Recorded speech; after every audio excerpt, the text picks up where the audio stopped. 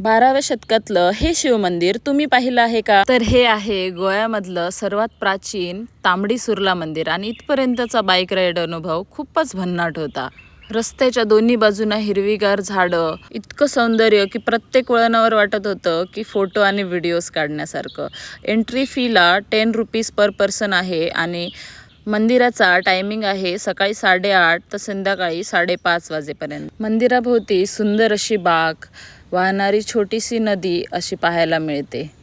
निसर्गाच्या कुशीत वसलेलं हे मंदिर खूपच प्रसन्न वाटतं. या मंदिराचं वैशिष्ट्य म्हणजे याची प्राचीन वास्तुकला. संपूर्ण मंदिर क्लोरेस्टिक शिष्ट अशा दगडापासून बनवलेलं आहे, त्यामुळे त्यावरील कोरीवकाम आजही आश्चर्यचकित करते.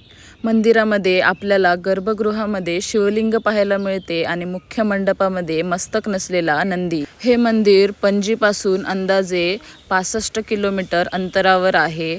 तर जर तुम्ही गोव्यामध्ये असाल आणि निसर्ग इतिहास अनुभवायचा असेल तर तांबडी सुर्ला मंदिर हे सर्वात बेस्ट असणार आहे. तर या मंदिराला नक्की भेट द्या आणि लाईक, कमेंट, शेअर करायला विसरू नका.